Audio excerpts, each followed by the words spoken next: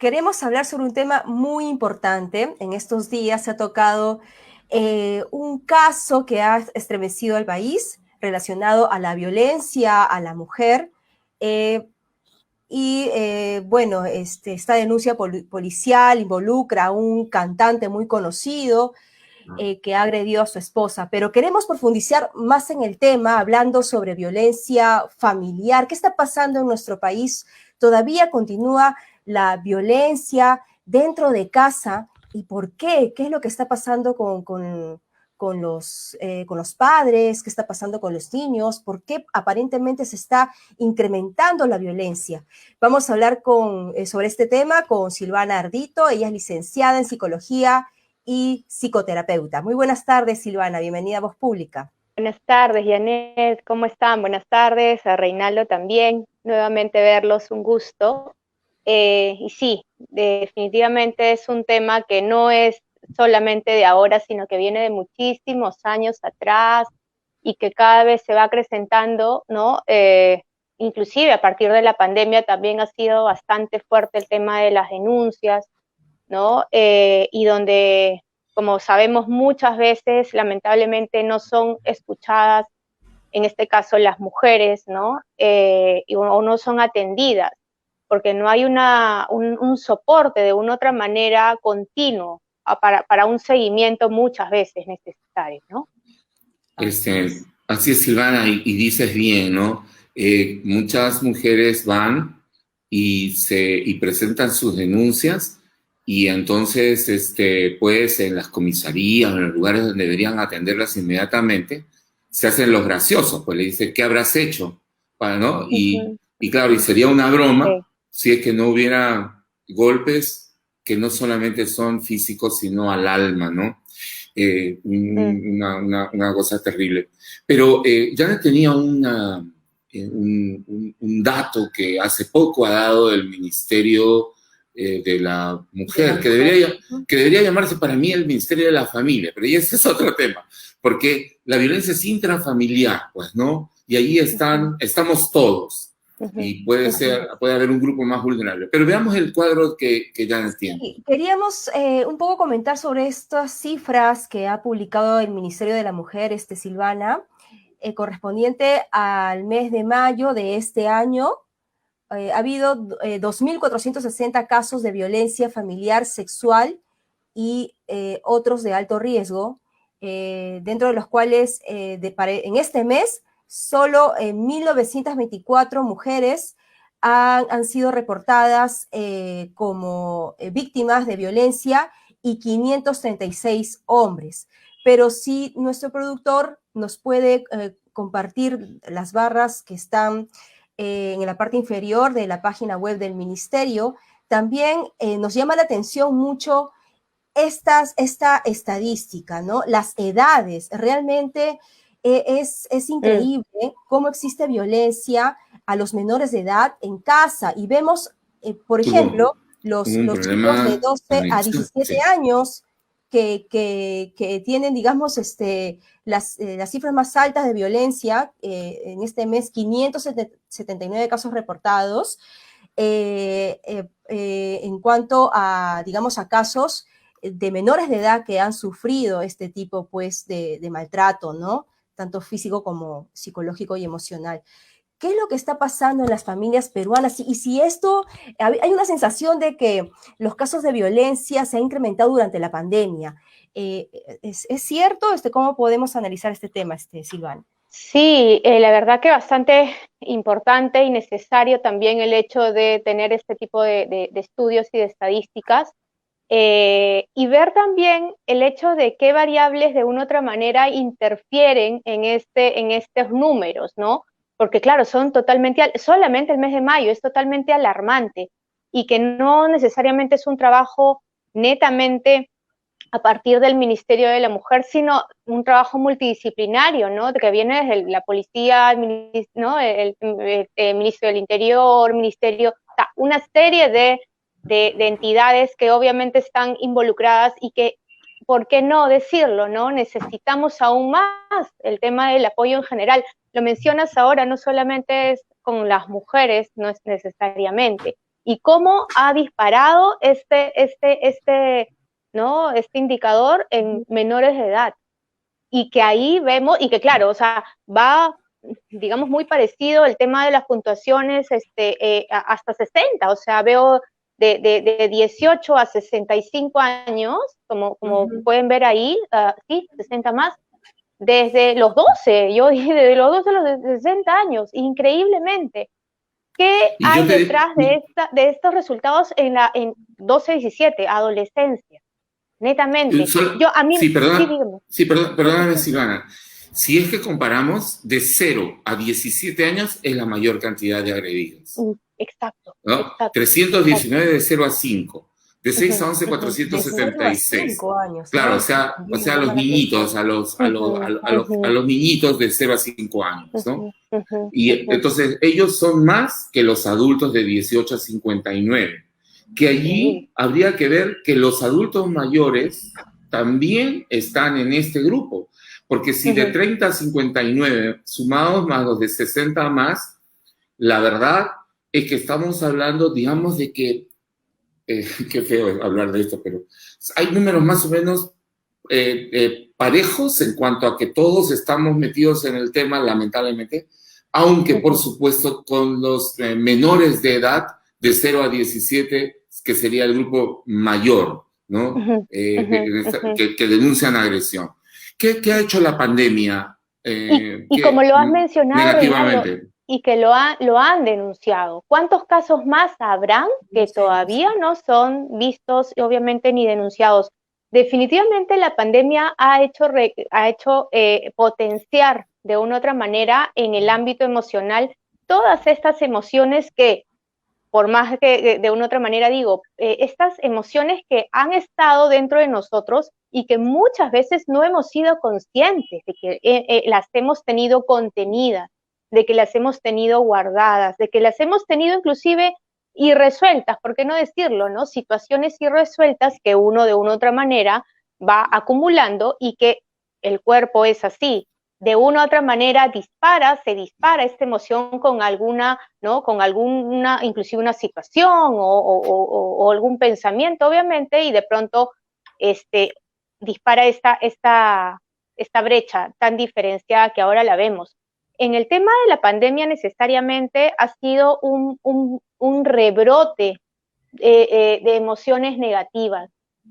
Muchas veces de emociones que han venido desde, ¿por qué no decirlo?, desde la infancia, con unos modelos de padres, de familia de pronto conflictivos, con unas familias de pronto disfuncionales, ok, todos en algún momento hemos vivido quizás las familias, ¿no?, tener una familia disfuncional, pero eso no significaba necesariamente que esto tendría que tener un resultado nefasto de violencia física o de ejemplos netamente perjudiciales para uno. Pero vemos ahora que sí, a nivel frustración, a nivel rabia, a nivel, ¿no? ¿Por qué no decirlo? Melancolía, que esas emociones muchas veces llevan a muchísima gente a conductas como la reacción violenta, ¿por qué no decirlo?, al alcohol o a las drogas, ¿no? Y que eso va disparando conductas. Sí, Silvana, si es que tenemos algunos mecanismos que funcionan, digamos, no tan bien, ¿no? Para aquellas mujeres que quieren denunciar agresión, y ya estamos viendo casos que no denuncian en el debido momento a la primera agresión, sino que aguantan inclusive varios años, como este caso público que hemos visto. ¿Cómo es el tema de los niños entonces, no? Y los niños que están manipulados por sus padres, no tienen a nadie a quien recurrir. No pienso en zonas del país donde de repente no llega ni la policía, ¿no? En la comisaría se burlan de la mujer. Obviamente que los niños están más indefensos, ¿no? No sé si tú tienes casos cercanos sobre este tipo de situación en donde niños por una casualidad de repente la vecina escuchó algo, ¿no? Recién se saca a la luz un caso de maltrato. Y que inclusive se amenaza al vecino por llamar a la policía o al serenazgo por haberse metido, porque no te dicen, yo crío a mi hijo como a mí me parezca mejor, lamentablemente.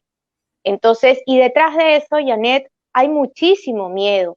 Yo siempre, claro, cuando hay casos de adolescentes, esto, yo siempre me voy a los papás, ¿no? Digo, me voy a qué información tienen ellos de los niños. No hay información, no hay escucha. Y eso es lamentable y es perjudicial. No hay escucha. Y cuando hay escucha, muchas veces desvalorizan totalmente lo que el chico o chica pueda estar sintiendo, minimizan sus emociones, invalidan totalmente el cómo se están sintiendo, ¿no? Entonces, eso es lo peligroso, cuando invalidamos una emoción, ¿no? Que dice, ay, me siento, o por ejemplo, ¿no? El chico dice, ay, me siento un poco aburrido en el colegio, mejor no voy, o no me conecto a las clases, quiero dormir, no tengo hambre. Ah, eres un malcriado y siempre eres rebelde, siempre buscando problemas, ahora lo haces, ahora no, imponiendo y no se va a la base de qué está pasando, por qué no se quiere conectar, por qué quiere dormir más, por qué no está comiendo, por qué, algo está pasando. Pero eso a veces, ¿no? Siempre cae en el tema de falta de información, ¿no? Porque el papá dice, pero yo qué iba a saber, obvio, obvio, ¿quién va a saber? Pero hay que de una u otra manera despertar esta conciencia de la necesidad de la empatía, que lo hablamos en algún otro tema, ¿no? En algún otro momento, hablamos mucho de la falta de empatía a nivel social, pero la falta de empatía empieza y crece en la familia también. Pero no nos damos cuenta, ¿no? Es porque no, muchas veces, y claro. cuando nos damos cuenta, lo queremos negar y no lo queremos ver por temor. Interesante lo que decía Silvana, que muchas veces los padres podemos olvidar, los mayores en la casa, podemos olvidar que no solamente somos proveedores, digamos, de temas económicos, ¿no? Somos proveedores también de estabilidad emocional. Y muchas veces venimos a las casas, evidentemente el momento no es fácil, son situaciones difíciles, pero volvemos y descargamos nuestras frustraciones, los problemas con los más débiles de la casa, ¿no? Y como decías, esto puede volcarse y hacer de la casa un infierno. Y como los niños no responden como los adultos, no tienen a dónde ir. Así que ya para que un niño denuncie a los padres en la casa, como estamos viendo esto, yo creo que inclusive las cifras sobre violencia a los niños de 0 a 5 años o de 6 a 11 años es altísima, porque ¿a dónde va a ir un niño que lo castiga, ¿no? Ahora, ¿cómo hacer frente a esto, Silvana? ¿Qué cosa podríamos decirle nosotros a los adultos? Pues para poder ayudar a que la casa esté bien, ¿no? Como tú dices, la familia es lo más importante. ¿Cómo hacer para que nuestra familia sea más estable emocionalmente? No podemos pedir ni exigir si no nos damos cuenta de cómo estamos actuando y sintiendo y pensando nosotros mismos. Es ahí también el problema, porque yo exijo que mis hijos se duerman temprano, exijo que estén atentos a la clase, exijo que sepan saludar y conversar y ser buenos, cuando yo estoy teniendo como padre una actitud indiferente, cuando yo estoy teniendo de pronto como padre una actitud, si es que hay relación, porque muchas veces no la hay y como bien menciona usted, se convierten en los bancos, ¿no? Y me dicen, pero si yo le pago la universidad, le pago el colegio, le compro la ropa, o sea, ¿qué más quiere? Y es como que a mí me duele escuchar eso cuando viene un padre a decirme, o sea, ¿qué más quiere? Pero pero eso está bien, para que esté feliz. Y yo le digo, y la felicidad, y cuando he conversado con los chicos, de pronto me dicen increíblemente, yo no quiero zapatillas nuevas, yo no quiero irme al mall a comprar cosas, yo no quiero pedir por internet, no quiero que esté conmigo, quiero que me escuche, que venga y me pregunte cómo estoy. O sea, y es como que impactante, para mí es hasta como emotivo, impactante, doloroso, ¿no? Porque es así, porque somos seres humanos y digo, ¿qué falta para esa conexión? O sea, ¿qué falta en ti como adulto para esa conexión con el chico, con el adolescente? O sea, algo está faltando. Y ahí viene el tema de pedir ayuda, que es normal. pero es que parece increíble porque el confinamiento tampoco ha logrado eso, ¿no? Esa empatía. Y digamos que los padres están ensimismados en su computadora, en el trabajo virtual, teniendo al chico cerca, pero ni aún así hay esa comunicación que el niño desea, ¿no? Y no es fácil porque, ¿qué pasa si tú nunca la tuviste? ¿Qué pasa si viviste Ajá. en una crianza o de niño con maltrato? ¿Qué pasa si viviste relegado? ¿Qué pasa si nunca tuviste palabra ni voz? Porque suele pasar también, o sea, la familia no es que sea perfecta siempre, ¿no? Entonces, ¿qué pasa? No vas a tener herramientas ni recursos para tú desarrollar esto. Entonces, genial cuando buscan la ayuda del psicólogo, genial, me encanta eso, porque es como que, te están dando cuenta, ¿no? Qué importante lo que dices. Lo primero es reconocer que hay un problema, buscar la ayuda, ¿no? Muchos se quedan así y destruyen y la familia se destroza, pues, o entra en graves conflictos por no reconocer que se necesita ayuda, Sí. ¿no? Y eso es tan importante. Sobre todo en nosotros, los padres de familia, que debemos ver, porque tenemos más experiencia, somos los padres, nuestra función en la familia es supervisar, dar estabilidad y somos los primeros que debemos ver los temas para poder solucionar. Digamos como parte final, 3 temas que las familias deben tener presentes para ver, solucionar cuando hay violencia, cuando hay situaciones difíciles dentro de la familia de violencia. 1, la confianza, porque al menos alguien de confianza tiene que haber en tu familia en la que tú puedas recurrir a pedir ayuda o a hablar algo que tú estás pasando, sea con el papá, sea con el hermano. Vemos inclusive los casos de violencia sexual, más que nada en la familia, ¿no? También, entonces, confianza, tratar de ubicar a alguien de una u otra manera, o si no, ir generando esta confianza con algún miembro de la familia. Eso es importantísimo. Otro, obviamente, el tema de la comunicación, y que no sea una comunicación fría, distante, o porque, bueno, tengo que, ¿no? Y son 1 minuto y medio porque tengo que ver mi película, o 2 minutos porque me van a llamar, o porque tengo Zoom con mis amigas, no, darse el tiempo necesario para identificar, ¿no? Hay señales, o sea, es así, uno va cambiando. Si algo pasa con uno va a cambiar de conducta. Lo que Gary Chapman dice, tiempo de calidad, ¿no? Dar tiempo de calidad, ¿no es cierto? Claro, no lo hay muchas veces, no hay ni siquiera eso. Y eso porque es difícil. Este sistema económico es destructivo de familias, pues, ¿no? Los padres salen a trabajar y realmente a romperse el alma, ¿no? Para buscar, sobre todo en esta época difícil, y cuando llegan a la casa, lo último que quiere es saber de problemas, ¿no? Exacto. Y Dios le ha dado a las mujeres pues, una capacidad de, además de atender sus propios temas, atender al esposo y a los hijos, atender entre comillas, porque muchas mujeres ven postergadas también sus propias, digamos, necesidades emocionales, ¿no? Para poder hacer. Pero hay tanto que hablar. Más bien yo te agradezco mucho, Silvana, por estar con nosotros. Te hemos ahí extraído un rato de tus actividades diarias, pero ¿dónde podemos encontrar te encontramos en las redes? Sí. Instagram, silvana.ardito.psicóloga, y en Facebook, Silvana Ardito, _psicóloga. Ardito con doble T, me ubican ahí en las redes. Muy bien.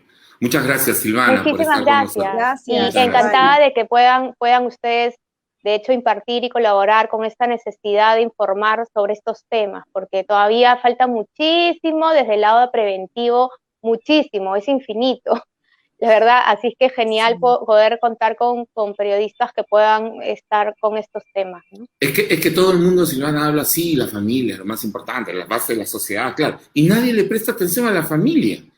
Cuando conversamos con algunas personas, yo les digo, ¿cuánto inviertes en una maestría? ¿Cuánto inviertes y está bien eso. ¿Y cuánto inviertes en tu familia? Puedes ganar, hasta mejores puestos y perder a la familia. Y eso no debe ser. Bien, gracias Silvana por estar con Gracias, nosotros. un abrazo, gracias. Hasta luego, muchas Nos gracias. vemos.